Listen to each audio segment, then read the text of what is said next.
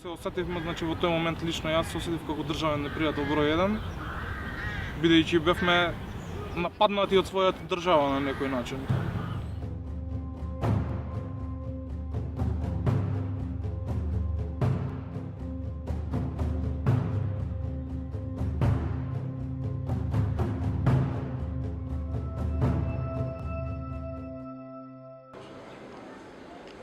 Дека тоа ми беше колоквиумска недела, полагавме.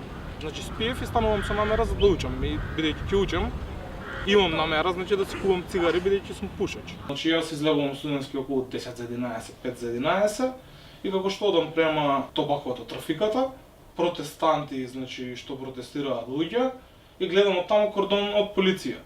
Значи тоа беше на далечина од мене од околу сигурно најмалку 200-300 метри. Во еден момент, значи, се случува панична атмосфера, демонстрантите почнуваат да трчаат. Делуваше како воена зона. Значи, кордонот од полиција гураше од страната од кај Соборната црква, кај владата на Република Македонија, а од сосема од противната страна имаше направено барикада. И, значи, буквално демонстрантите беа фатени во сендвичи и не се знаеше буквално што се случува. Ја преминувам само улицата со цел за да влезам во студентскиот. И у даден момент што знам полициски службеници ми викаа лежи на земја. Првиот пат легнувам на земја, ме тапаат, ме легнуваат позади джип некој, тамо ме дотепуваа буквално и после тоа на пат за станица. Значи со послушана наредба, без никакво спротивставување. Таа вечер беа приведени околу 40 учесници на протестот.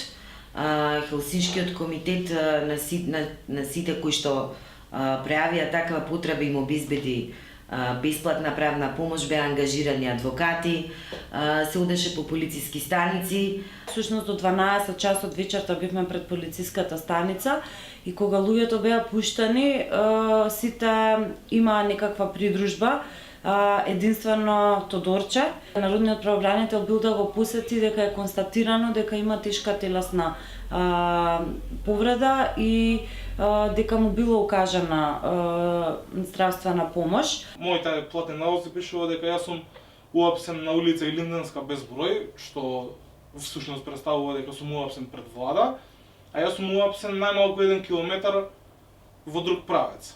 Беше навистина еден од оние најопасни протести кога станува збор за физичката безбедност, бидејќи полицијата буквално косеше се пред себе, трчаше по учесниците на протестот и применуваше физичка сила.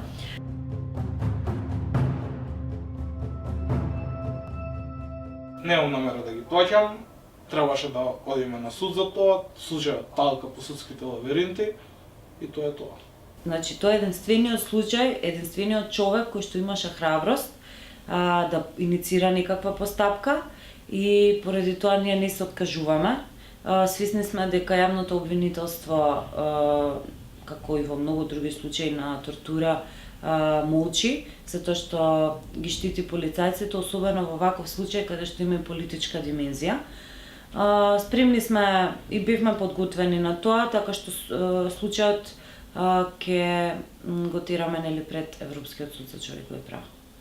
Единствена работа што ме водела мене, значи во целиот тој процес на поднесување кривична пријава против МВР и обраќање до Хелсиншкиот комитет за човекови права беше едноставно желбата за правда.